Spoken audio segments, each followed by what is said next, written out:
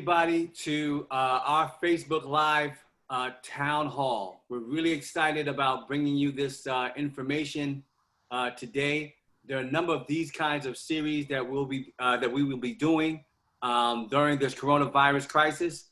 Before I get into that, I want to thank my staff for putting this together, and I particularly want to thank Kayla Christie, who you'll be hearing from, for having the vision of this and leading us on educational policy. On this event, you're going to hear from different kinds of folk. You're going to hear from administrators. You're going to hear from teachers. You're going to hear from educators. But most importantly, you're going to hear from parents too. All right. So we're going to talk about different things about how to deal with education during this period.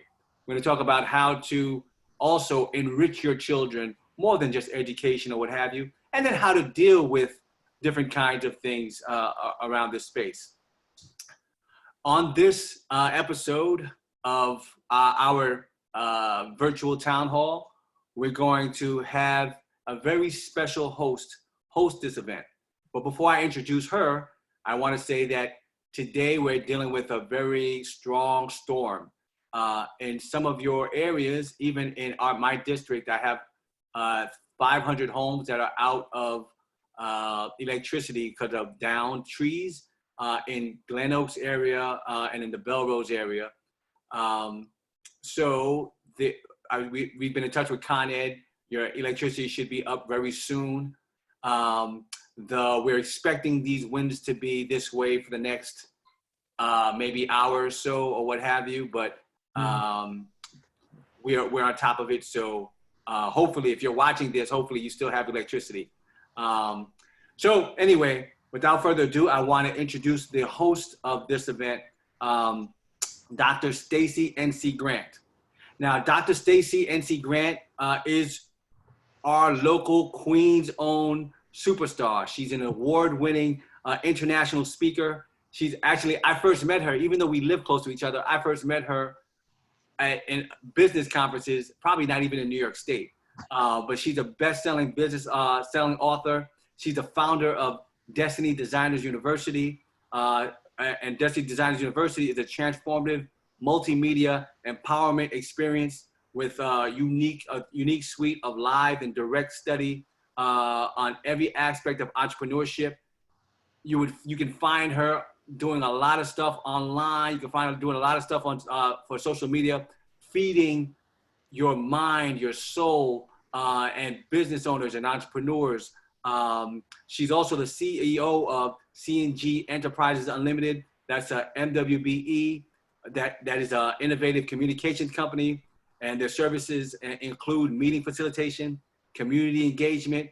We're proud that her company was tapped to be the MWB firm selected for the $13 billion project for JFK to facilitate many of our meetings. She's also the producer of a great event called Faithpreneur Weekend for small businesses and entrepreneurs that happens right in Queens the past couple of years. So we're very excited to introduce the host of this conference, Dr. Stacy Nc Grant. Oh my goodness, Assemblyman Bedell, thank you so much for that intro. I hope somebody taped this. I think I need to take him on the road with me to be my representative. It's an honor to serve as a moderator for this panel. Assemblyman Vanel and your entire team, Kayla Christie, Aaron Ambrose, everyone who works so hard behind the scenes to continue to keep our district informed, the work that you're still doing. You know, your work hasn't stopped even though we're sheltered in. You've been working every day, constantly trying to make sure that the issues and the needs and the concerns of the district are met. And so much so you even mentioned about the outages here in Southeast Queens. So we just want to thank you for the work that you're doing. And it's an honor to be here with these beautiful and amazing Queens residents. We know Queens is the capital of the world. We rock. Now, for everybody that knows me on social media, you know I grew up in the boogie down, you know, still got to give you love. But for tonight, it is about a conversation that we're all sharing in. And before we get into the meat of it, I want to introduce our esteemed panelists who have taken time out of their schedule to be a part of this very important conversation. There is so much happening in real time. Things are shifting as we speak. So we wanted to be a part of giving you solutions and having an honest conversation about what we're all experiencing in this moment. So our prayers go out to all of you who are dealing in a variety of ways with what we're seeing unfolding daily with what I'm calling the COVID-19 nightmare. So our prayer is that we can get past this sooner than later. My prayer is that we don't have any more lives lost and that we have the resources and the capacities with great leadership like Assemblyman Vanel to help us to make the choices that are necessary to protect ourselves and to protect our communities. So without further ado, I'm going to call each name and they're going to just tell you in 30 to 60 seconds a little bit about who they are and why being a part of this conversation is very important to them tonight. So I'm going to start with Keturah Hardy.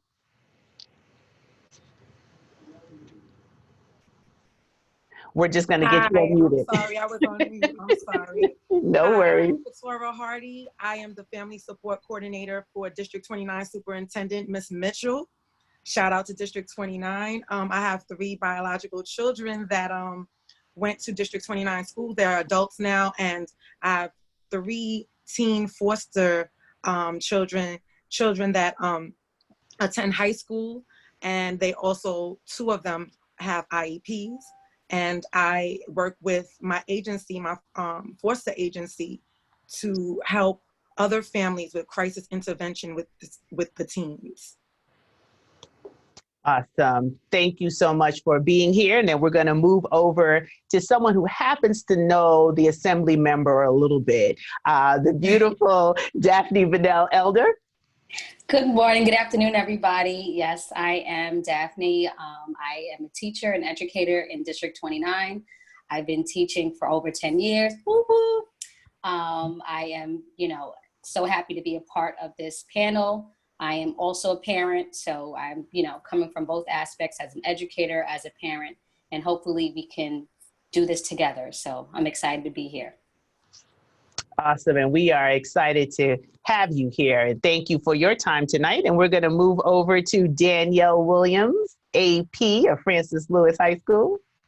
The announcement is just enough, but hello, everyone. Good evening. My name is Danielle Williams. I'm the current assistant principal of Instructional Support Services, which is special education for high school at Francis Lewis High School.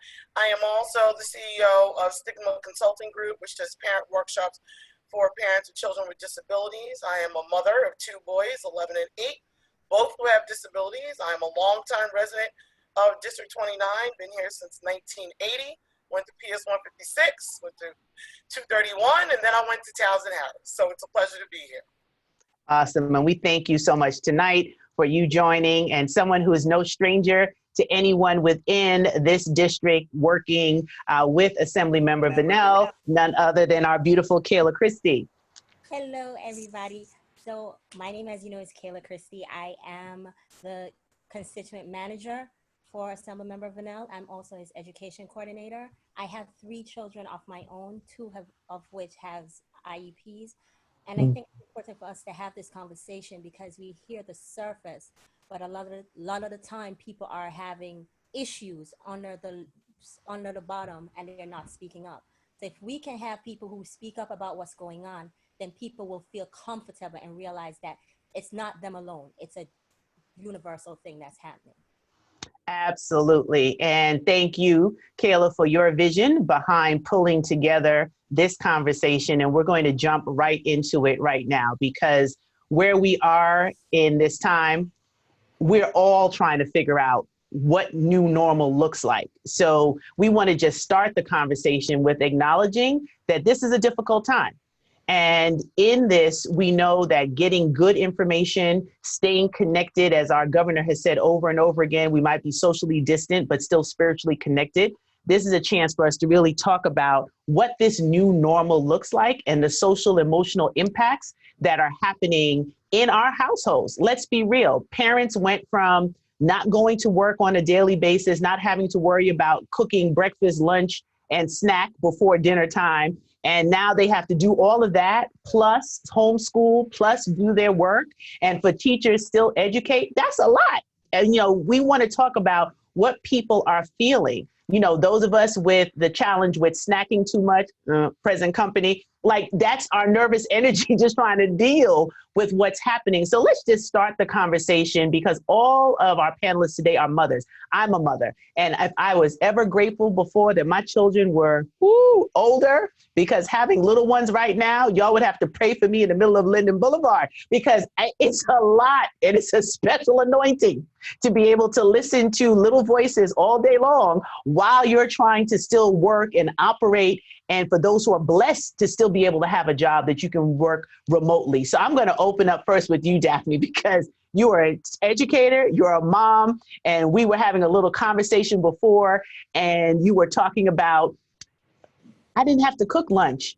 I didn't have to be in the kitchen all this time. So let's just talk. And then before you start, I want to welcome our Assembly member, Alicia Hyman, who is joining us for this conversation as well. So we appreciate her taking out time. I know between all of the conference calls, the Zoom meetings, and everything else, she is almost burnt out, but she still came on to talk about this important subject. So welcome to our Assemblywoman, Alicia Hyman. But Daphne, over to you. How is it feeling? Let's just talk real talk, no judgment.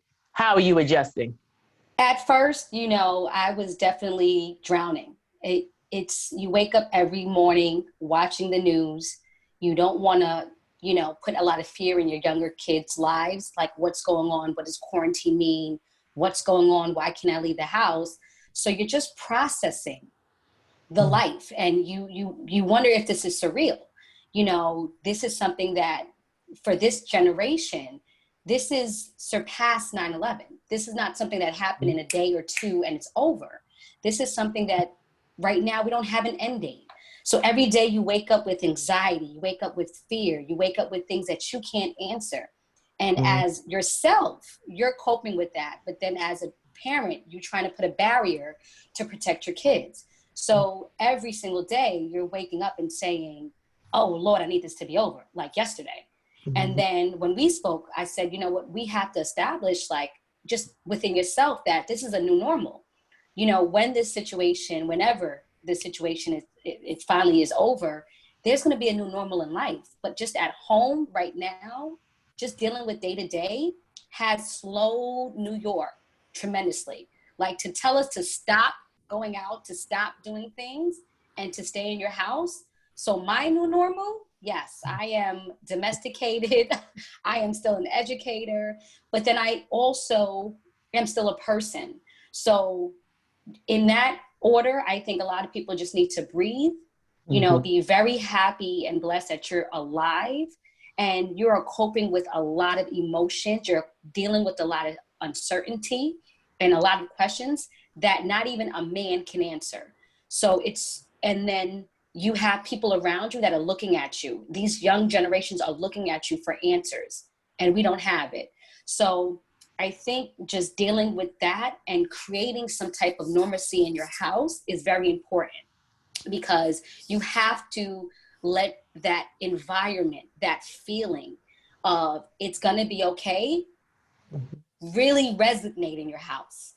Because once you start tapping in the social and emotional piece, everybody's well-being will be different. But it's not easy. It's something that sometimes you're good one day, and sometimes you might have a relapse day. You might find out a coworker passed away, or a mother or a grand. You might hear some news that sets you back. So you have to create your new normal, where there's some things that you might say, you know what?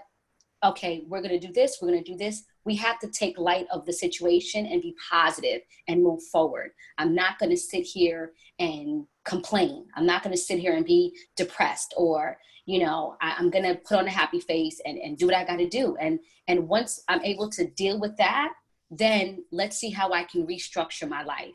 And some people, that's finding a new job. Some people, that's really what other resources do we have, and really looking at things that you probably didn't have to take a chance to look at. Like, yes, how do I portion out food for the week?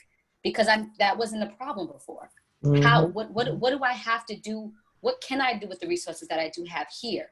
And if everybody is worrying about the internet and doing this, what advantages or do I have that I can use, and thinking outside the box? We got to be creative, but we're African American, so we know what to do. And every time we are put to the test, we can do it. So this is gonna arise innovators. It's gonna arise scientists and new doctors. You know, this is going to take us back to our roots, but we have to accept it. We have to get ready and say, we're on for the challenge. We're ready and we're going to do it. But it's not going to be easy. There's going to be some rough days. But again, creating that positive energy and being uplifted is what we have to do. So my new normal is, this is the life today. And every day we live today like it's, you know, it's just that important. You know, tomorrow's not promised, and you gotta keep it moving. Absolutely. And that's where we are. And you have to create what that new normal looks like for you. Danielle, our AP, like, you have to manage a household. You have to still manage a school as an assistant principal. Like, real talk. How are you feeling? Okay, so days are good. Other days are bad. When I first started, I was a chicken with my head cut off. I did not know where I was going. I didn't know what was happening. And just to give you some background, I have two boys that have disabilities. So I'm not only managing their schoolwork, but I'm managing their related services. And both of my children are getting related services. One child 2 days a week and 2 times a day, the other child the other 2 days a week, in addition to. So in the beginning, to be honest with you, I wasn't doing well because I was just shocked. So then I had to put some limitations on myself. Limitation number 1, still get up at the regular time. I was getting up all the time at 5:30. I'm now still getting up at 5:30. I'm able to drop my husband off at work because my husband works at Elmhurst Hospital. He is a first responder, and I can't let him take a bus or a train. So that is part of my new normal. Like Daphne said, adding on the driving him to work, because that's just not acceptable to me. So I drop him to work. The oldest one is starting to have to grow up, and my oldest is a child of autism. He is growing up fast. You need to take care of your brother, start getting him dressed, and I have breakfast set up. And so my planning has gone to another level in terms of what I need to do. But that early morning time is also for me to reset and meditate, to breathe, to do just a very small thing that makes me feel happy, which is, to be honest, reading an article from my Oprah magazine, which I read cover to cover. It gives me joy, but it's something very simple that I do. And then I start my day. One of the things I always have to do, because my boys must have structure, is that I have a whiteboard in my house, and I must put their schedule on it. So now my dining room is now my schoolhouse. They're both at each end. I have a 2nd grader, I have a 6th grader. Aaron Nicholas is on the 2nd grade side. He has a picture with him and his 2nd grade friends, and Alan has his. So they go to 2 different schools. One's in a public school, one's in a private school. So it looks different, it feels different. But what that structure in place, when I started getting that moving, it really started working through our day. I have one child who absolutely hates remote learning. My 8-year-old hates it. He wants to go back to school. He wants to go back to his friends. There are times that we drive by the school sometimes so he can wave at it, so he can have his emotions. My oldest loves remote learning because he can do it at his pace and time. So one of the things my children are learning and I'm learning is the type of learner that I am. It's exemplifying that type of learner. But then I add on Francis Lewis High School, which is the largest high school in Queens with 4,600 students. And then I have 800 students with IEPs under my purview with 100 staff members and therefore. So I had to get a Google Voice number. I had to put in office hours. I had to learn how to structure my day. Before I go to bed, I kind of set out my routine. It is imperfect, but it's functional. And then I had to learn that when we're in school, we don't have the television on, which is something different for parents. You're very enticed to want to watch television. So when I say, good morning, everyone, and I'm talking to my boys and say, it's time for school, there's no cartoons, there's no anything. So a lot of times things have been happening during the day and during the week. And I'm getting these texts, did you hear this? Did you hear this? Did you hear this? I'm like, no, I didn't, because I'm still in school till 3:45, 4 o'clock. And then I start engaging into that type of technology. So I have to be very structured because I have 2 boys.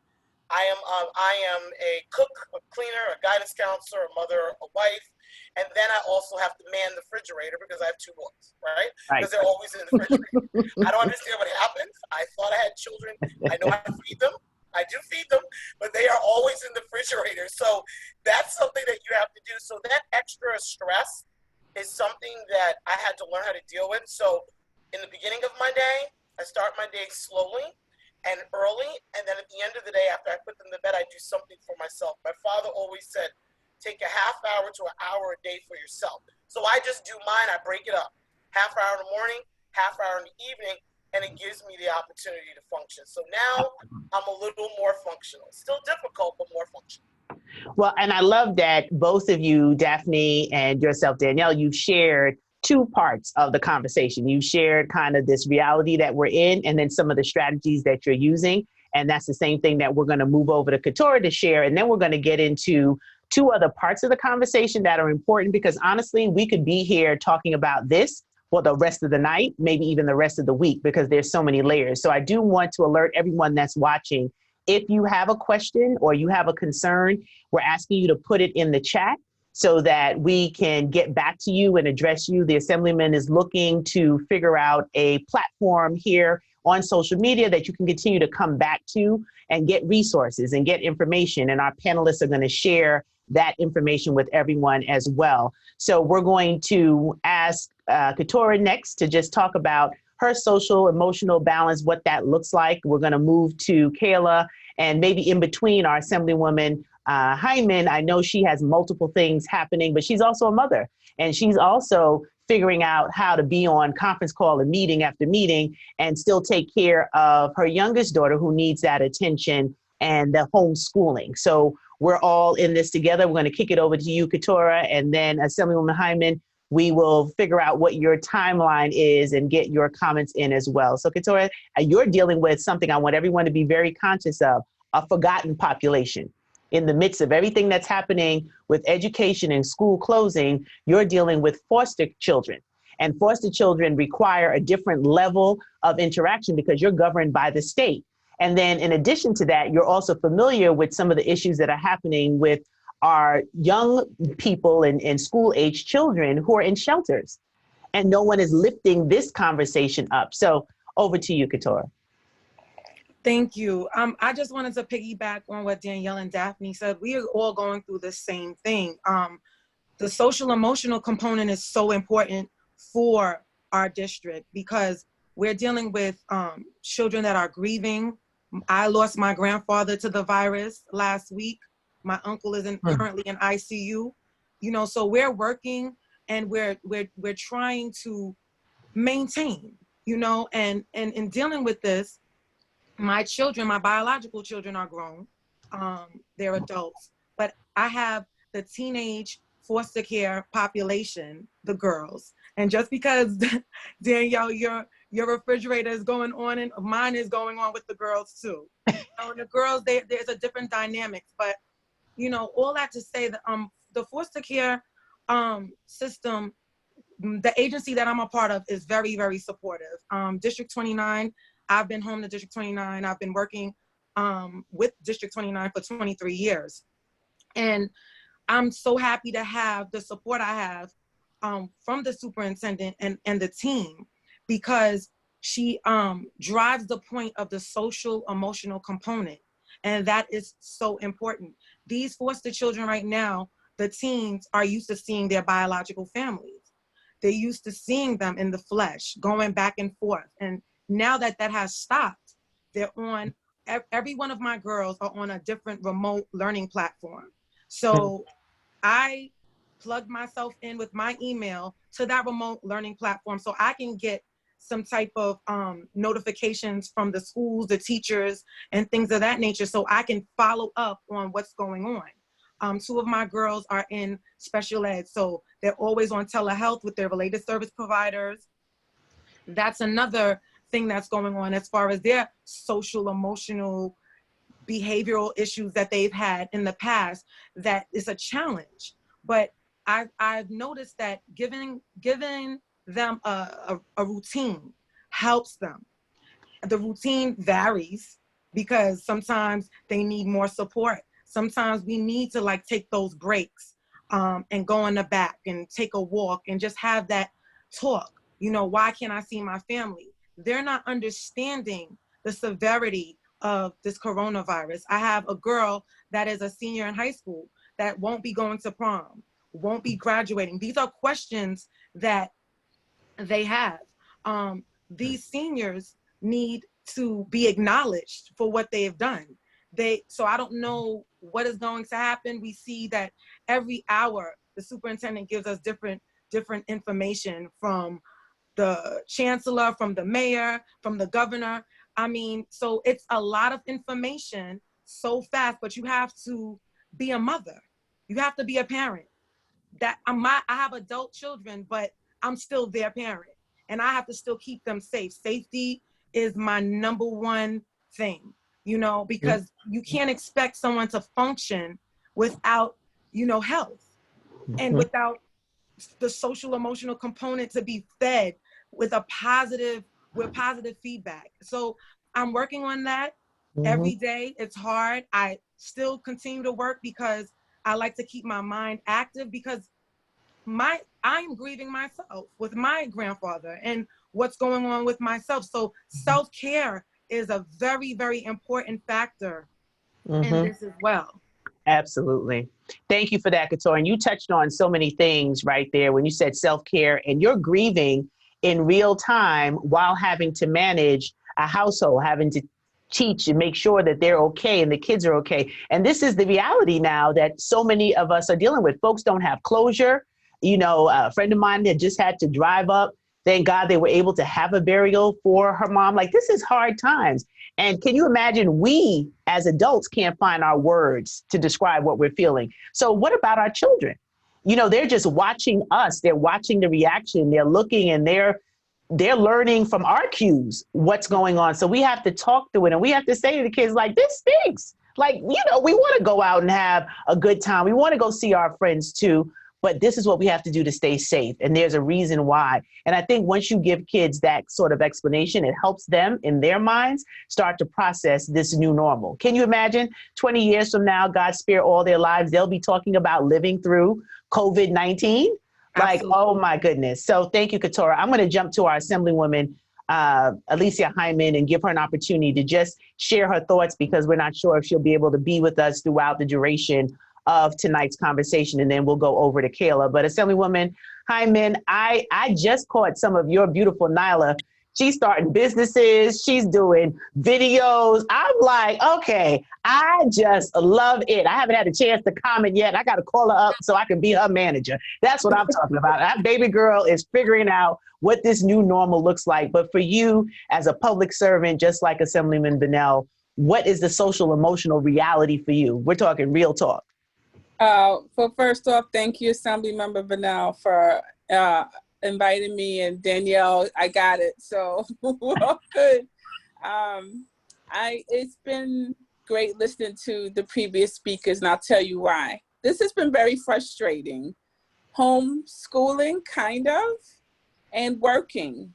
And I am listening to you all has been helpful, because I think when Saturday morning, when I heard schools are closed, my heart broke, like, oh God, I'm gonna have to ride this ship till June.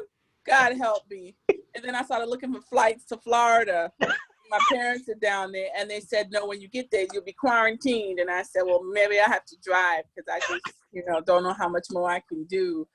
But it is a balance. And thank you for the suggestions of a schedule. The first week when the kids had Zoom, that was great. We would get up, she'd get on, we do the Zoom, we do the work afterwards, and it was kind of a schedule. Then as soon as Zoom was taken away, it was like, oh my God. That was definitely an adjustment, and trying to navigate has been even harder since then. But what we're trying to do, especially today, is like, and Stacie, when we talked about the video, she uploaded the video to her Google Classroom. And that was good, because you got feedback from the kids. And like Keturah said, dealing with death, I think as an assembly member, it's not just personal deaths that I'm dealing with. I'm dealing with a lot of constituent deaths and people and constituents not being able to find places to bury their loved ones, not being able to grieve for loved ones. And that is something you don't bargain for in this. And I'm just trying to tell myself, and yesterday for the first time, my family, my extended family, we did a prayer call. And that was important for us to do, just to ground ourselves again and remember that it's bigger than us, that this is in God's hands and we can get through it. So I really appreciate listening to the other women talk. Everyone is dealing with this differently, but I think the similarities are is that we can get through this together and I'm not alone. That's what I heard from the previous speakers. And that's important to me because I'm still working full time.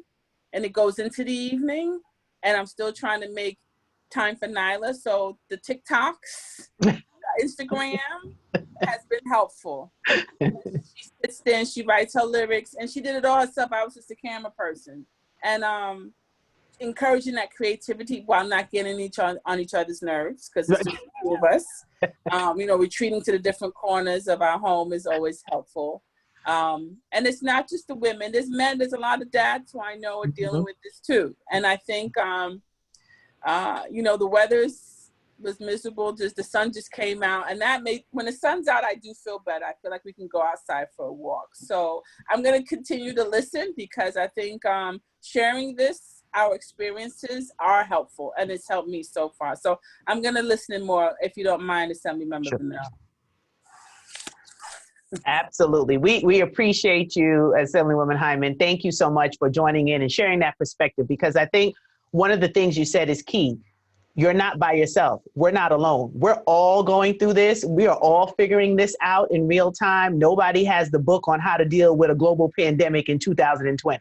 So everybody is figuring out a way to handle this situation. We're looking to leadership to really lead and give consistent health guidelines to help us really get past this, because when we think about everything that this is impacting, it can be overwhelming.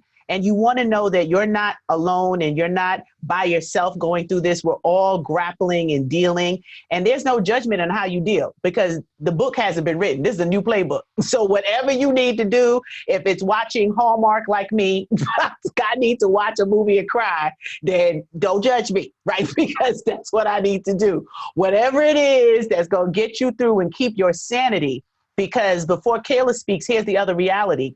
Conversations like this are necessary because depression, thoughts of suicide, spousal abuse, child abuse, all of the numbers have risen in the wake of COVID-19. This is real situations. Some people can't get out of toxic situations in their home.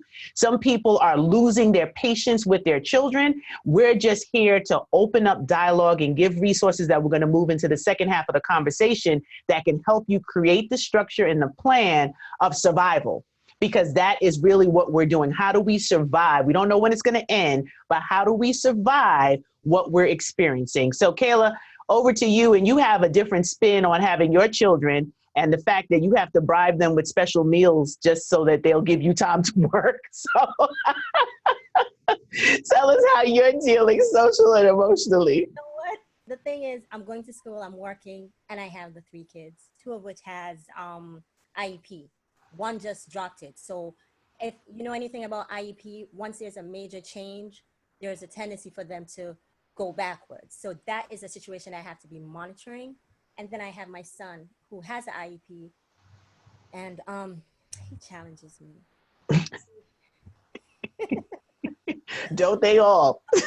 So it was important for me to get the balance, realize that other people are going through the same thing and not feel guilty.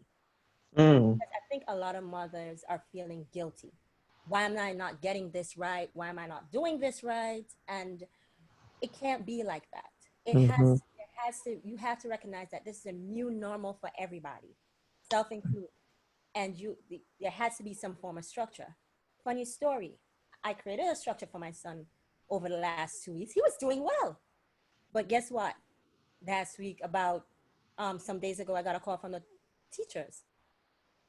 Your son's work isn't submitted. But he's on the computer doing it. His sister says no. He's playing Roblox and he's doing everything else. And, you know, the tendency is to feel guilty that, oh my God, I should have been watching every step. I should have been looking at what he's doing. Oh, but in actuality, when you're homeworking and you have everything that's going on, you can't do everything. And you have to recognize your boundaries and what you're able to do. And once you recognize those stuff, I think it's making for a good recipe. And you can do, everything will work together. And that's why I think we're here today, to make everybody know that, hey, it doesn't matter your situation. We're all going through it in our own way. Absolutely. And thank you for that real talk. You didn't tell them the behind the scenes conversation of what you had to fix for your kids to keep them quiet. But that's another fun thing to do, is get kids involved in even the cooking aspect, right? Because you're cooking more. Thank God for schools who deliver lunch and breakfast, you know, because that's not something most parents have to deal with. You get them up, you make sure they're ready to go. Some parents have to leave for work before their children. So this is a whole nother dynamic. Start teaching the kids how to cook, how to make small meals for themselves, and how to measure. That's a whole math lesson. And then the science with having to turn on the fire safely. Like, there are ways to be creative. And we're going to get into some of that now for the second half of our conversation, that you can start implementing some of the do together activities that will hopefully make you closer, make your kids share more, be more creative like Nyla. Like, she came up with her own lyrics. She said, you know, I'm going to do something. I love it. Like, kids are developing what they want to do. My son, my youngest, is a teenager, and he's been dying to get a particular piece of furniture out of his room. And I kept putting it off. I'm like, wait. You know, this boy started dismantling everything during COVID-19. And what am I going to do now? I just said I surrender. So if that's his way of trying to figure out how to keep his sanity, I'm just going to have to go with it. So we can figure out little things to do, help bake, help them measure the meals, and maybe the planning. Like, you give them a 30-minute assignment. What are we going to eat for dinner this week? What do we need when we take a very protected trip to go to the grocery store to get what we need? Little things like that can make a difference. So our panelists have a few things that they want to share. I'm going to start with you, Keturah, because I'm going to pull up a little screen here. Our slide share hopefully will cooperate. And I want you to just share some of your routine. And let's see if we can see it. It's not allowing me to put it in full mode, but can everyone see this routine on their screen? All right, I'm going to make it a little bigger. So Keturah has her daily routine for her teen foster daughters and her niece who resides with her.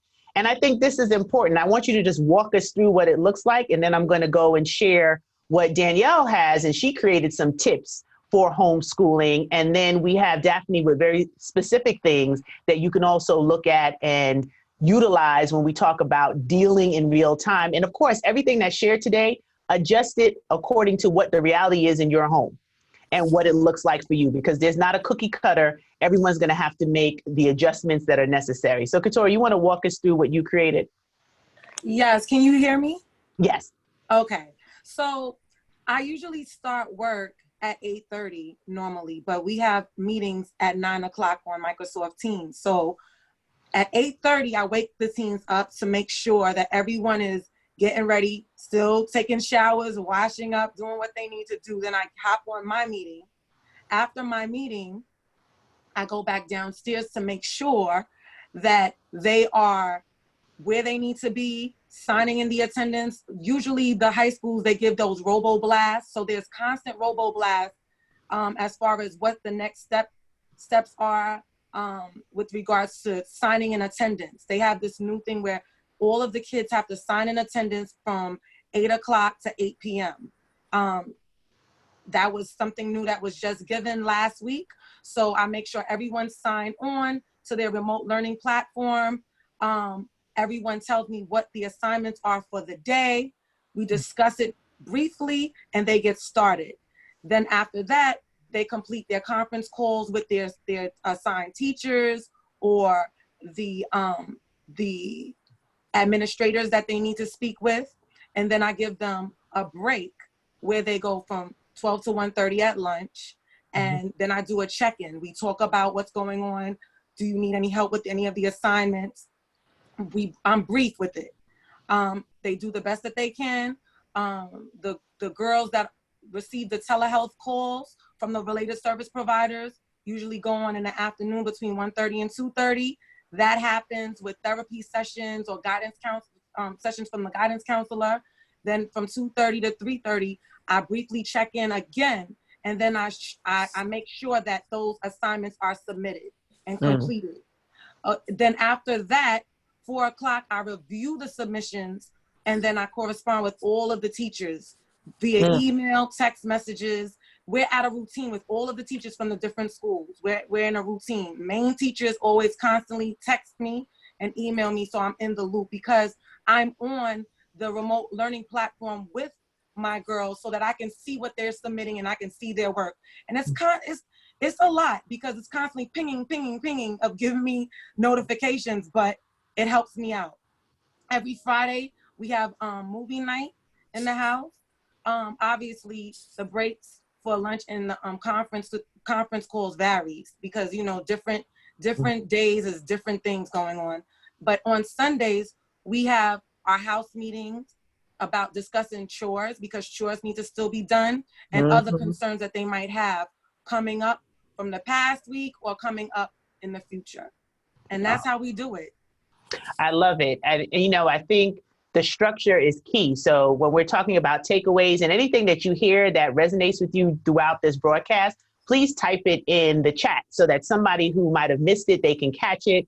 Your takeaway could be somebody's savior right now. Like, oh, I didn't even think of that. Assemblywoman Hyman said, hearing structure and what that means, it just resonated with her, and it was helpful because everyone is juggling a lot and making a schedule. My sister was hilarious. She tried to put a schedule up in my niece's room and it didn't work out after day 2, try to figure out how this schedule was going to go. And the kids, like, ooh, we can do what we want because she's too busy working. So it's a lot. And at least if you have something that you can get on par with and create a reward system, and Danielle's going to share next about some of the things that she's done, it can help you create an opportunity of rewarding them for good behavior, from logging on, from submitting, and then being in contact with the teachers is important.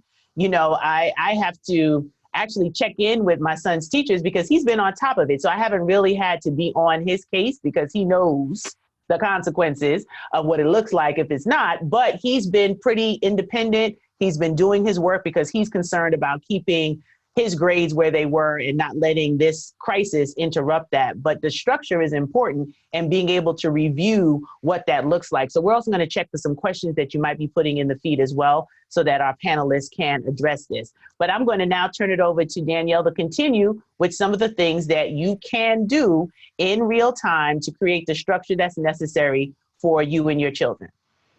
So thank you. So I created a homeschool system because of the amount of work that it needs to be done. And I know, Stacie, you're doing the best you can, but I'm not going to read the whole thing through. I'm going to summarize. And Stacie, we can share this some more. Right. So one of the things I do that's really important is I plan the night before. So I'm going to show you something. This is actually live, where you may not be able to read it well, but this is both of my sons' calendar where they checked it off. So they're part of the process, where one side is Alan, one side is Aaron. I wrote down that they have to do English, math, social studies, science. They have their extracurricular, which is art, Spanish, music, or phys ed. And they check it off every day because they both need that type of structure to check off. You've got to set a time where your children have to get up at a regular time. This is not vacation. I want to repeat, this is not a vacation. This is school. And that means whatever your bedtime was before this went down, continue it. So my children are still going to bed at 8:30, which is driving them nuts, but they still are going to bed at the same time because I want them up at the same time, having the same routine. Our school day is usually from 8:30 to 3 o'clock, and yes, I extend it till 3 because I want them to feel that same structure, because when we do get back into the building, we will get back into our buildings. It may be September, but we are. They have to be able to get back into a school building and be able to listen to their teachers. So if you follow those routines, it's important. I always place all the school supplies. My dining room table is now the schoolhouse, but my oldest is responsible for sharpening all the pencils. My youngest is responsible for organizing the books. They are labeled and color-coded because that's what they want to do. But that's important for them to keep those structures in like a personalized, designated place where each boy has a picture of themselves or something that makes them feel they're original. Alan loves Pokemon, everything Pokemon, and Nicholas loves everything Mario. So you'll see a space where it says Mario and Pokemon, but they don't sit in each other's space. They sit in their designated space because Alan is 6th grade and Nicholas is 2nd grade, and it's something that's important. But giving them that ownness is one of the most incredible things. I welcome my children to mommy's homeschooling every day. It may seem really funny to you, but welcoming a student in the building while Francis Lewis was something that brightened up a lot of students' days. And saying goodbye, and I used to always tell my students, thank you for coming, because you could have chosen not to.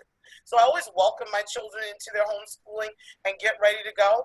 And then I make sure that they have their major subjects as well as their breaks. My boys need 2 breaks a day.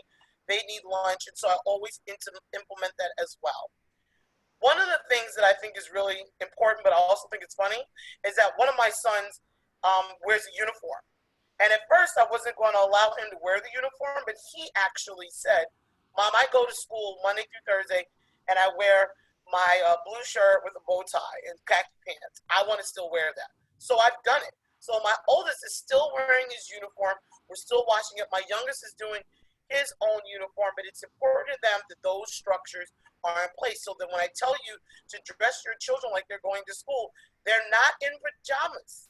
They're not in slippers. They're getting dressed because, like Assemblywoman Hyman said, sometimes when the sun comes out, you want to take a walk. You want to take that walk immediately. So then you do that, or you do recess as close as you can. Last thing, say goodbye and say thank you for coming to school today. Ask your children what they learned. Be specific about what they learned, not just what did you learn today. Tell me something that was important that you learned in English. Tell me something that was unique about science.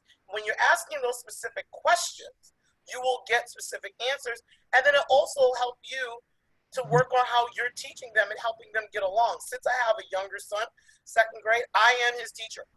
I am his teacher, and there's some things that I do not understand. So I end up having to do research, or we do a little extra project.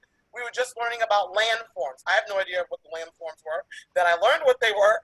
Then I realized it, and I took the quiz first, and then my youngest took the quiz. But I have to, in some respect, reteach myself this information aside from administrating for Francis Lewis High School. So those are some tips that I just want to give in terms of creating that structure. Well, I appreciate that. And, our timing, we set for an hour. We might have to ask for your indulgence for another 5 or 10 minutes just to answer some of the questions that are coming in and to share the tips. But I know both of you have shared something that we hope is helpful to everyone that's watching. I think it's great, the whole dress your children for school. I'm going to tell my sister that she will pass out. Alan is still wearing his bow tie, Stacy, with the blue shirt and the khaki pants every single day. It's hysterical. I love it. And I need to make him do it. So all the pictures you see of my son are with the bow tie and the blue shirt. I said, okay. So I'm just keeping it moving. And it's however they're able to manage is what's important. So we appreciate you sharing those tips. And Daphne, you had a few things that you were going to share as well on just some real life things that you can do. And then we have a question that we want to make sure that we answer from our audience. So I'll let you share first, Daphne, and then we're going to go to a question from Celia here in Queens. Yeah. So, remote learning, you're doing this at home. And you understand that home is not school. So you have to create space in your house for the learner. You need to create some type of classroom, a desk, a computer, paper, away from distractions. It's very easy to be distracted by another sibling or by a parent. You have to figure out what that's going to look like because they're going to need that space for the next couple of months. So I think just in your house, come up with a plan for a school study session, a small classroom, something. Another thing, if you have younger children, anywhere from K to 5, frequent breaks are necessary. Kids need breaks. They can feel very overwhelmed. Their eyes can get tired looking at a computer, but also just feeling the pressure that they have to get this done today. You have to allow them to break it up. So definitely give kids breaks. Another good suggestion is if you know your child struggles with a particular subject, you might want to start that first, just so that at the end of their work study, is not as strenuous. And, you know, let them know their daily expectations. Stay with your routine. You want your kids to wake up, go to bed the same way they did at school. And it doesn't matter that it's April, it's May, it's June, because you want to build that learner, the same scholar in September. You don't want them getting used to being home and waking up at 11 o'clock. So look for someplace in your house for your classroom. Give them that daily structure. If you have small children, you definitely give them frequent breaks. And also, you know, talk to your children, because sometimes they don't understand something. The educator will assist. They want to help. If you need clarity, you need another video, you need another demo, they will give you that support. So when you do feel frustrated, tap into those resources. They are here to help, but be patient. We are all doing this for the first time. So as an educator, you have to, you know, also give patience to the teacher, to the parents. We're all working in this. So if you just breathe, when you feel your level of frustration, break and revisit it. And everybody will just do better. Once the wheel starts turning, the routine is going to work itself out, but we just have to get that wheel turning. And it's coming day by day. Absolutely. And I think one of the main takeaways, and then there's a specific question around children with disparities of services that they need in single parent homes. So we're going to get to that. But one key takeaway from today that I hope everyone is hearing, all the parents are listening: structure. Structure is important. You have to create a structure, because kids need structure. They might act like they don't want it, but they need structure. And if they're in a routine and we can get back to some sort of normal, best we can, it will help them in processing. And something my father actually shared as we were talking about what's happening, he said, you should have all the kids start journaling what they're experiencing. Let them create their own time capsule of what they're experiencing in this moment. So that can be a fun activity that you turn on the music of choice that they like. You just let them sit. Some kids like to work with music, some don't. You have to make that decision for yourself, but create some time in the day where they add to their time capsule. And you can make the time capsule out of whatever you have access to in your house, but have them write how they're feeling, what's going on. They might talk about you, and it's okay. Just let them write down and get their feelings out. And when they can look 10 years from now, like, wow, this is what I experienced, they in real time can share this with their family, because this is something that will be in the history books as it's rewritten after COVID-19. So those are things, the structure, the morning, getting up in the morning. My husband was getting on my son's case about that. Like, you get up at the same time. Don't fall into this, I'm home so I can start the day at 12 or I can start the day at 1. Stick to your regular schedule, because it will throw you off.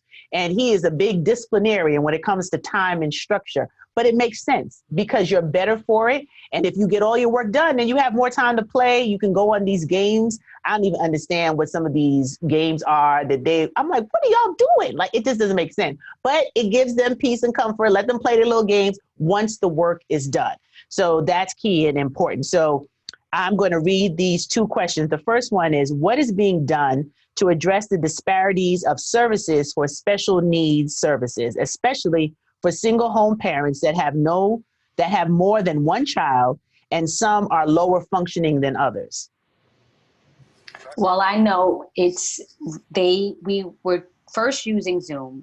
Then we had the information that they cannot use Zoom anymore. So my children have special needs related services, and now they're going through teletherapy or telehealth.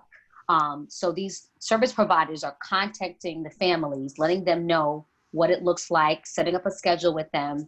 And you know, you need support, because I know myself, I'm logging in for my daughter. I'm making sure she has the computer and the resources and the things that she needs. She has physical therapy, occupational therapy, she has speech, but there's actual physical things that I have to set up as a parent so that she can have her services. Why? I'm the adult, I'm the supervisor.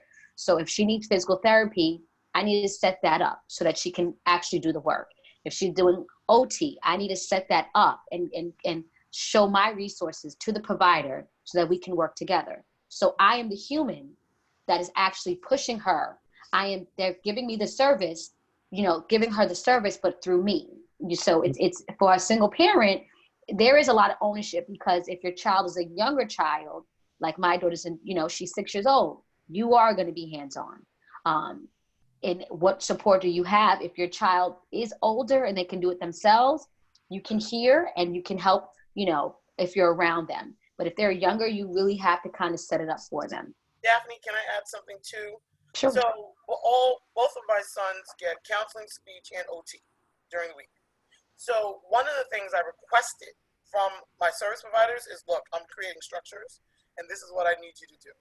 On Friday, you give me a 2-bullet summary of what they've done. I hear it because I'm in the room with them and their structures and their therapy. But one of the things I requested is for the therapist to tell me what item that do they need for their therapy.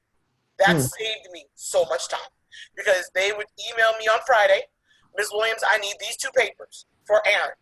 Ms. Williams, I need a pencil that has a broken pencil in this for Alan for his OT. Those little things, but that email communication was critical. And so what I'm going to tell parents is, you need to have an email communication like Keturah, I'm using you as an example, and say, pick a day. Like when I do my children with the services, or I was doing it while we were in school, I would always have a day for Alan and a day for Aaron. It was Tuesday and Thursday. So now Friday is kind of like my summoning day. I email everybody. I thank them for different things they're doing. One of my son's teachers did a class meeting on Zoom, which I totally appreciated, because he needed to reconnect with his classmates, and it went well. And I made sure I thanked him and told the principal. And then I said, is there anything I need to have in my house for next week? Because I'm going to the grocery store and you tell me I need to get a plant, I may not have one in my house. Little things like that make such a difference in doing that type of structure. So for this mother, she needs to request that and find that and tell them honestly if you have it or not. I don't have printer capabilities in my house.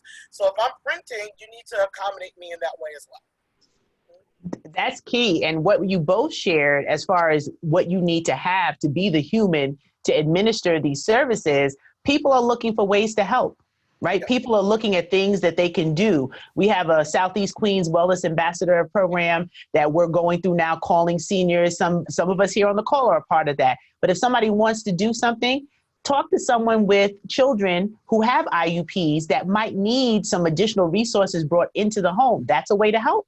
And you can contribute that to someone that you know in your circle and say, look, I can go out and get the materials. I can go out and get the plant. I can go out and get whatever you need. And that's their way of helping, because everyone feels so frustrated that you can't go and hug people. You can't go and spend time, but you can drop a bag off with a glove and run, right? So you can put something down that they can use for their IUPs. So before I get to the next question, Kayla, we were also talking about food issues, right? And you wanted to share some information about that. So New York City has pantries throughout the city that they can get. Here's the problem. It doesn't matter what your income is. Our lifestyle changes with our income. Now the kids are home and they're eating a lot more. They need structure with food, but if you don't have enough, kids can't learn if they're hungry. There's no shame. There is no problem in going to a school to get something to eat. We are here to support and to ensure that our children are successful in whatever venture they do. So I'm just encouraging you, if you need help getting food, you can contact Clyde Vanel, Assemblymember Clyde Vanel's office, and we'll be more than happy to help you with that. It's absolutely important part. We don't want our kids frustrated and hangry. That's not a good combination. We're not going to get any learning done if they're hangry. So we have our public schools that are open and are distributing meals, right? So they do have meals. It might be peanut butter and jelly. It might be whatever snacks. It's whatever. It's food. And they're used to eating that delicious food, right? Shout out to school food, right? So so they're used to eating that anyway. So if you can run by and grab something. And it's healthy. It's healthy. It's balanced. They spend a lot of time doing that. I know each school has its nuance with their kitchen staff where they try to spice things up for hot meals, but we don't have that right now. So whatever healthy meal, go and get some to help augment what you have in your supply.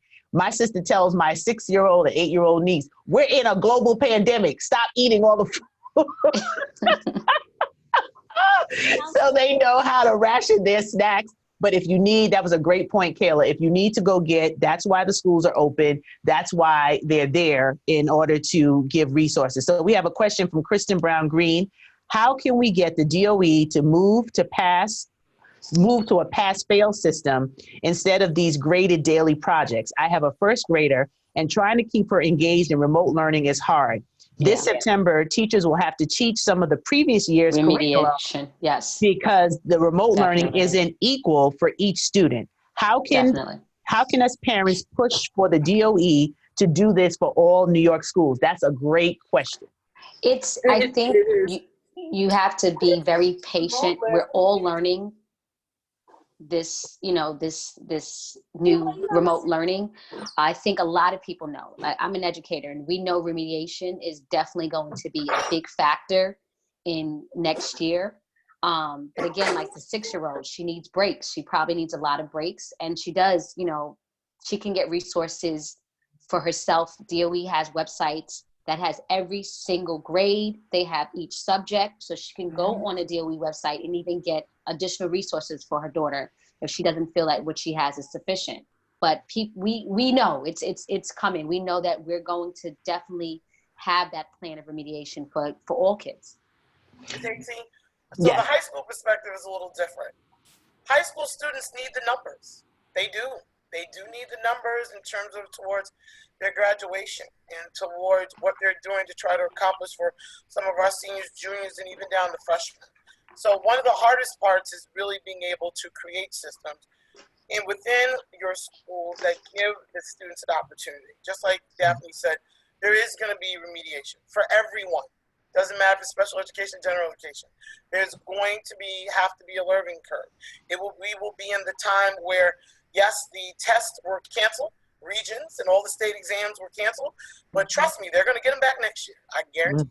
And our students will be taking those exams knowing that they were homeschooled for 6 months. And what does that look like? What does that feel like? How does that change? And so we have to make sure that when we're looking at grades and things, and that's something that you made a good point, Daphne, and the person who asked the call. Sometimes we just need to look at a grading system. Ask your teacher what their grading system was. Why not? They should be able to tell you, and then try to mimic it. Get them to be partnered, because sometimes we're thinking of this as a way of saying, I have to do it by myself. Change your thinking. Think of it as partnership. I want to understand how you graded my children on this. Can you show me, please? They can show you, they can tell you, as they're trying to figure it out themselves, as we're all trying to be patient and understand, because we're going to be doing this for months, so we have to learn it anyway. Absolutely. And I want to go over to Keturah, because with the foster children and dealing with our children that are in shelters, you're seeing some other issues because you're part of crisis management. And I would like you to just, share, because some people have some real concerns around how to deal with crisis. What if you're in a crisis mode and you're seeing something happen? What is it that you're doing as a part of the crisis hub that you're a part of for anybody that's watching and you're in that particular situation with a foster child, or of a family that is currently living in a shelter and doesn't have access to certain things for their children, like an iPad, like they can't distance learn because there is nothing that they can log into? I just feel like communication is key. You can't be prideful at this time. Communicate. This thing has no respect of person, no matter how much money you have, how educated you are. This is affecting everyone. So communication is key. I've seen APs, different principals go and get the laptop, bring it actually to the person's door. I know that a lot of shelters are having issues with connectivity. That's an issue that we're all trying to help support. During crisis, it's very hard because we go through crisis. We experience this level of anxiety as well. So it's like it's doing meditation. We have Tariq McKay. He's head of guidance for Queens. There's a lot of people from Borough Field Support, from our office. We're still here. The superintendent's team, we work round the clock. The principals, they turnkey that information to the teachers. Parents are calling. There's different strategies that different schools use, because we know that a lot of our kids that are in shelters and a lot of our kids that are in the foster care system, it's a different dynamic. So we know that we have to hone into each individual. It's not a blanket approach. We need to specify, okay, this child needs this, but you have to communicate. You can't be prideful at this time. Everyone is going through something. So if we can help, we will help. We will go the extra mile of helping. That's what we do. That's what our community does. That's what we do as African Americans and minority people. We know how to kind of problem solve and manage things. So we've seen this happening. Like I said, we get information it seems like every half an hour. You know, we're watching the news. I have to turn the news off. Like, I can't. I don't want any more information. But we constantly keep abreast of what's going on to assist our families. And we just need to know. If we know, we're going to assist you.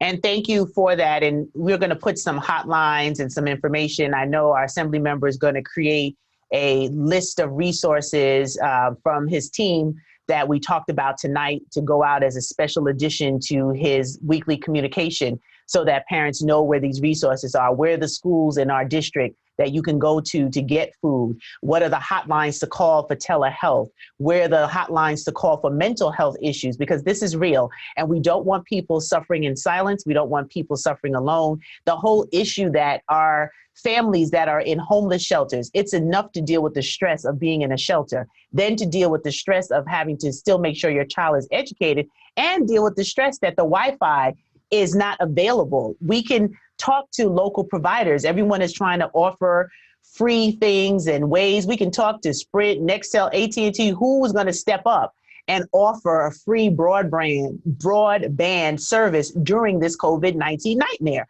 Like, those are the real solutions. Just don't talk about nice commercials that you put on TV that we're here to keep you connected. What are you doing? We need to connect people in a shelter right now who need access for their children to be able to learn. So these are the things that we can focus on. But not to cut you off, but their shelters do have the DOE inside of the shelters. There are DOE employees inside of the shelters for support. You know, we've taken a list for District 29. We've taken a list of all of the shelters that services our children. So we have, you know, reached out and communicated to the DOE inside of the shelters so that we can be on the same page. We want to know what's going on. Some of those families are going onto their phones that have not received the devices as of yet. You know, they're probably in a second or third wave. I'm not sure of how it's going to go, but they're using their different devices. People are they're being strategic, you know, but we need to communicate those needs to the DOE within the shelter. Absolutely. So I'm going to just check for any more questions. We want to just be mindful of the time that all of you are taking away from your school day. This is a school day that you ended early to participate and to add some strategies and solutions to talk. And sometimes it's just talking about it. It makes you feel like, okay, I'm not crazy. As our Assemblywoman said, like, I'm not doing this by myself. I'm not the only one that wants to put a lock on the refrigerator. I'm not the only one that's like, oh my God, if I don't get out. Like, we're all feeling our different levels of management of this crisis. But I feel, and I think, Daphne, you said it before, the best of who we are can come out in the midst of crisis. The best of who we are as a community can really shine. It will. And we have so many stories of people who have availed themselves to be angels on earth, to be able to extend a resource or a helping hand or to just be there for someone. And our first responders, you know, in our community that, Danielle, you just shared, your husband has to go into the epicenter of the epicenter every single day, that you're driving him to Elmhurst Hospital to be on the front line.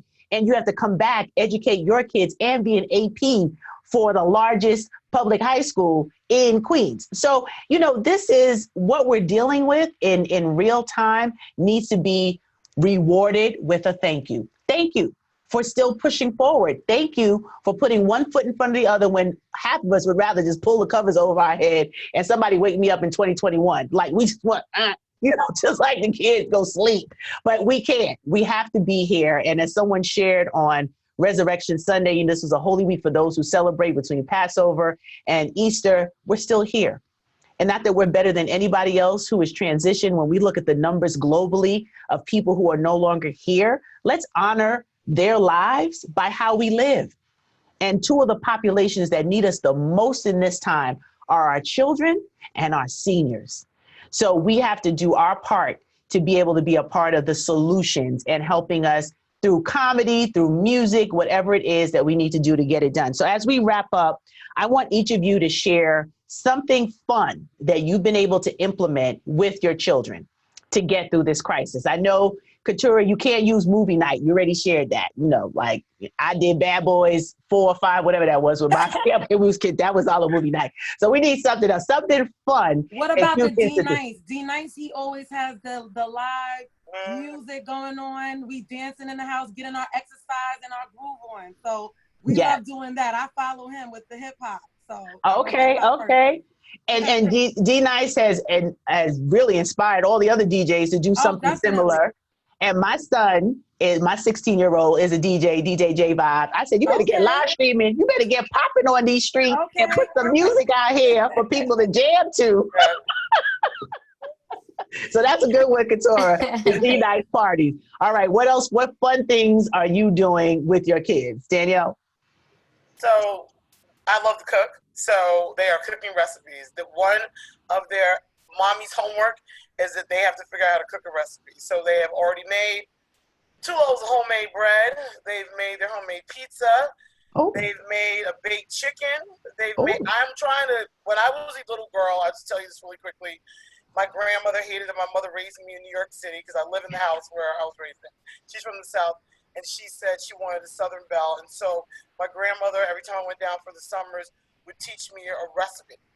And I am now teaching my sons those recipes because she said you have to be able to survive. So now my sons are learning the history behind the recipe, but also learning how to cook themselves because they're boys and know your wives are not cooking for you every day. That's why. That's a good one.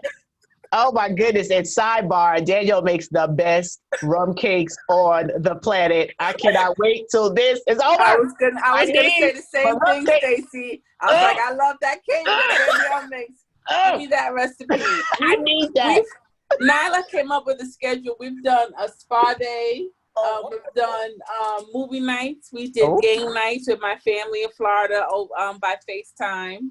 Okay. I just banned her yesterday from cooking and baking though because I couldn't take the mess in the kitchen. I couldn't deal with it. I mean, you know, the finished products were fine, but I was like, I just can't.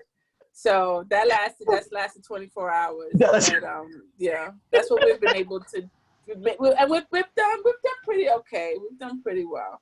Hi, Nyla. Stop trying to hide her. Nyla, come. You wanna spit a few bars because she out here rapping. Go, girl. Nyla, you wanna give us a little bit of what you popped on the IG? Come on, Nyla. Give us a bar or two. Help her out. from your song.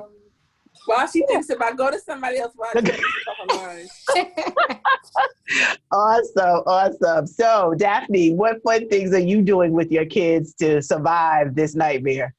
To be honest with you, we do recess. I look at the time between 11 to 12 o'clock. We stop everything. We go to the backyard. And we do 40 minutes of just recess. We go outside and that recess is a reset. And then we go back in and finish the second half of the day. So we built in recess. I try to keep it, again, as normal, routine as possible with the structure, but the recess is important. So after I make the lunch, we eat, we go outside and we recess in the backyard and whatever that's, if it's riding scooters, riding a bike, playing basketball, we outside with recess. That's it, with nature. I love it. And Kayla, what are you doing new and fun? Yeah, fun. So you know what? We can't have our hair done. And I want to thank my daughters for doing this evening. It was really fun. So we're doing that type of stuff. We're cooking. Well, when I'm not bribing them with food to be quiet. And then most importantly, we at about 5 o'clock, generally computer time is over. time. It's family time, whether we're going to watch a movie together, whatever it is. They don't like going for walks with me because it's just up the block and back down. That's a little boring. Yeah, yeah. So, and my kids are writing songs and doing all this stuff. But you know the most important thing? I'm growing more to know my kids. I didn't realize that I didn't know them this well until this time has come. That's still talk. I think a lot of people can agree with that. And you're realizing they have personalities. They are who they are, and you have to love them for that. So those are the things. This is the moment. When this is all over and we're taking audit of what we've done, what happened, I want to make sure that my kids will always say, I had a wonderful time with my mom. Even if it was just them telling me every school gossip. But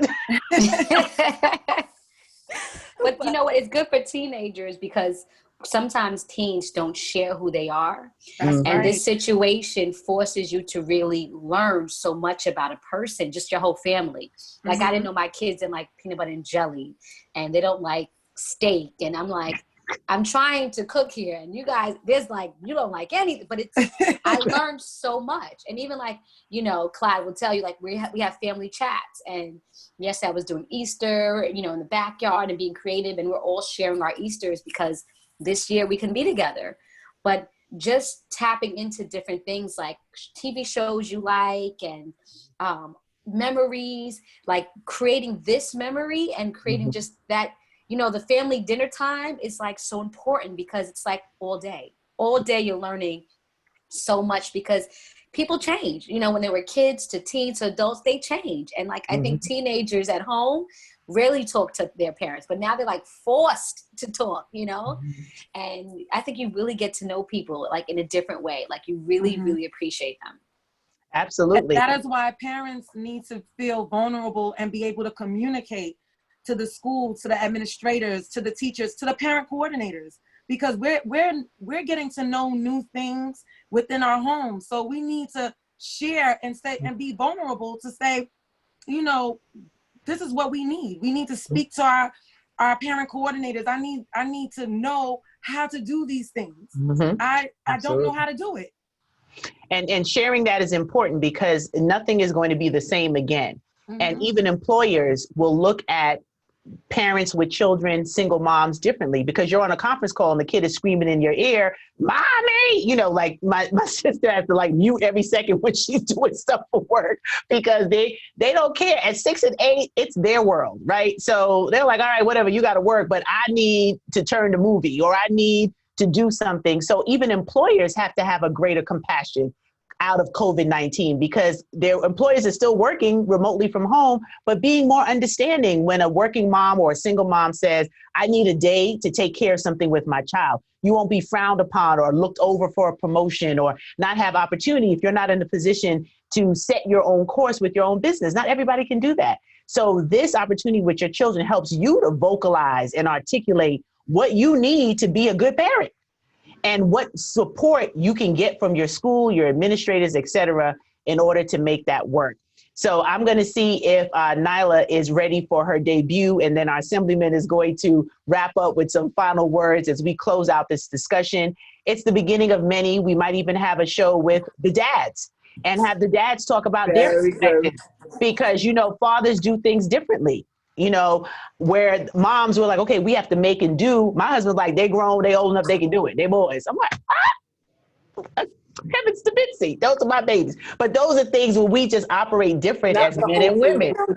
And we have an opportunity to have that discussion. So more to come. Look out for what Assemblyman Vanel's office will do. But Nyla, are you ready to showcase to the world? This is your 4 minutes of fame, baby. Bring it. Okay. I'm bored in New York and there's nothing to do. 6 feet apart and you can't see your boo. Trump is on every day at noon, showing everyone he's still a buffoon. Wearing a mask almost everywhere, walking your dog is kind of a scare. Looking at your window, tearing up your fridge, then all you do is take a little whiz. Trying to clean my room, making up my bed, but actually trying to fix my messy head. Oh, go Nyla. Girl, all that talent. We don't need Idol. Was it? Is it American Idol? Was I'm getting old. I just had an old lady moment. Like, what's the name of the daggone show? American Idol. Nyla, we are going to do our old star search right here. And I'm really dating myself. Star search right here in Queens because you are a star, honey. I love the lyrics. There's a particular line that I really loved. That's right. You see, she's dancing. That's what I'm talking about, Nyla. Let them all know that you have talent because in a few years when you're performing at the Grammys, just make sure you remember Auntie Stacie. I want to be on the red carpet. That's all I'm saying. So I appreciate everyone for tuning in. It's been my pleasure to moderate this very important discussion. We're dealing with a lot. You're not alone. Our elected officials in Southeast Queens, we can be proud of their leadership because they're leading in time of crisis. They're bringing information and resources to each and every one of us as a collective. And for that, we're blessed. We pray for all the leadership, not only in this country, but across the world, that they will continue to make good choices and decisions that will save lives and help us to defeat this invisible enemy. To everyone who has lost a loved one, our hearts and prayers go out to you. There are no words. We just pray that God will fill that void and that we honor the people that we love by how we live. And for those who are still battling and fighting through recovering from COVID-19, we're praying for a speedy and miraculous recovery for all of our first line responders, all of our doctors, everyone working in every hospital, those who are driving, delivery, EMT, paramedics, the police force, the firemen. There's nobody that has not been affected that is working on the front line, even those in the grocery store at this point. That is the front line, our postal workers who are still delivering mail. So we're praying for all of you and your safety. Let's wear our masks. Let's put on our gloves. You know, Dougie Fresh came out with a song, y'all. I tell you, he stays relevant decade after decade. Dougie Fresh was commissioned by Northwell or Noville Health, and he has a whole little rap reminding you to wash your hands, to stay socially distant. And it's something that we laugh at, but it's helping us to have a little levity in a very difficult time. But our children need us. Our children need for us to advocate for what life will look like post this school year, that they don't need tons of remediation, that they can actually function and get caught up on where they need to be come the fall. So let's do our part to be a part of the solution. And remember our seniors. This is a shameless plug for Southeast Queens. We are recruiting wellness ambassadors. If you have 10 to 15 minutes a day, a week to just check in on our seniors, we're doing a call on Saturday. If you want to join and volunteer your time, that's something positive you can focus on because our seniors cannot be forgotten and they need our help. Some of them have no family. They're home and we need to make sure they have food. We need to make sure they're getting the resources that they need. And these are the ways that I am able to process this crazy. How can I focus on things to help and make things better? So it's been an honor to be a moderator. Kayla, thank you. Keturah, thank you. Daphne, thank you. Danielle, thank you. Assemblywoman Hyman, thank you for joining. And I'm going to turn it over to our real host, Assemblymember Clyde Vanel. Thank you for orchestrating this time and conversation. First of all, thank you. I'd like to, first of all, thank Stacy Nc Grant, who is a superstar, an international superstar, and she's local. We are so proud of you, Stacy, for all the work that you do. And we're proud how you continue to provide service. And you take a true testament of a person is what they do and their business and what they do, not when things are okay, but when things are at its worst. And Stacy, you have been a steady tree by a river planted for all of us. So we really appreciate you. Thank you. I'd like to also thank everyone that participated on this. I'd like to thank AP Williams, who is the assistant principal at the high school that my niece Jade goes to. And I know now. Jade, she knows you, so watch out.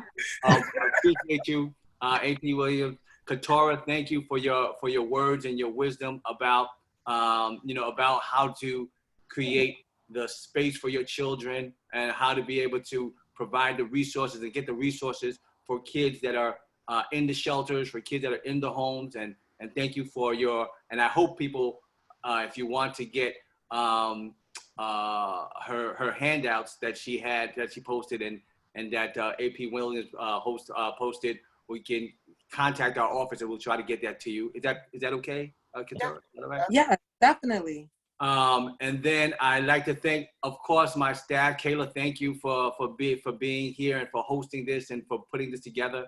Assemblywoman Hyman, thank you for being here. Thank you for sharing Nyla with us.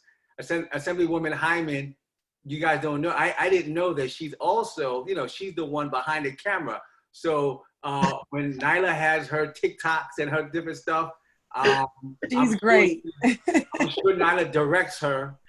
That's a great mom, that, for her to do that. And of course, I have to thank my sister, my baby sister, Daphne. Daphne, thank you for doing this.